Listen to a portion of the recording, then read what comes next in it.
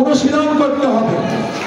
যারা খেলাধুলা করে তারা যদি অনুশীলন করে তাহলে আপনারা ভালো খেলাধুলা জনগণকে উপহার দিতে পারবেন।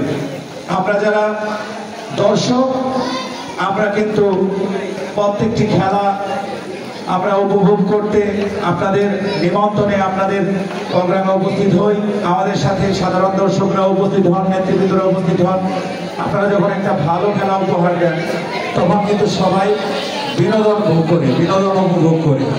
কিন্তু সেই জন্য আপনাদেরকে প্র্যাকটিস করতে হবে। অনুশীলনের বিকল্প কিছু নেই। Practice makes a man perfect, এই কথাটা আপনাদের বিশ্বাস করতে হবে। বিশেষ করে ছাত্র দলের নেতৃবৃন্দ, আপনারা মাদক মুক্ত, সন্ত্রাস মুক্ত সমাজ গড়ার জন্য অবশ্যই শপথ গ্রহণ করুন। এই সাভারে মাদকের অভয়ারণ্য ধ্বংস করে দিতে হবে। এই সাভারে মাদক ব্যবসায়ীদেরকে ধরে ধরে আইন শৃঙ্খলা বাহিনীর সদস্যদের হাতে তুলে দিতে হবে। মাদক মুক্ত, সন্ত্রাস মুক্ত সমাজ গড়তে হবে।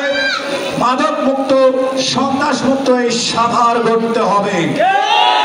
সেই ক্ষেত্রে অগ্রণী ভূমিকা রাখতে হবে বাংলাদেশ জাতীয়তাবাদী ছাত্র দল।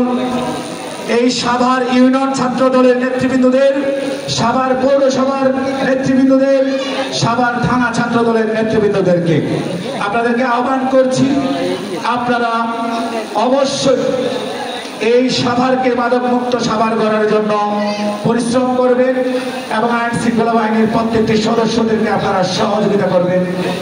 এই স্বাধীন বাংলাদেশে এই সাভারে কোনোভাবেই যাতে কোনো মাদক ব্যবসায়ী প্রতিষ্ঠিত হতে না পারে, তাকে আইন শৃঙ্খলা বাহিনীর হাতে ধরিয়ে দিতে হবে। আপনাদের সজাগ থাকতে হবে।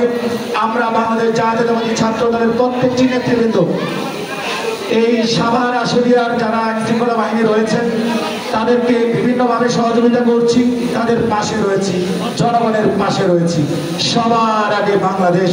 আমাদের বিএনপির ভারপ্রাপ্ত চেয়ারম্যান, আমাদের নেতা, বাংলাদেশ জাতীয়তাবাদী ছাত্র দলের সাংগঠনিক অভিভাবক ঘোষণা দিয়েছেন সবার আগে বাংলাদেশ। এই সবার আগে বাংলাদেশ আমাদেরকে বাস্তবায়ন করতে হবে।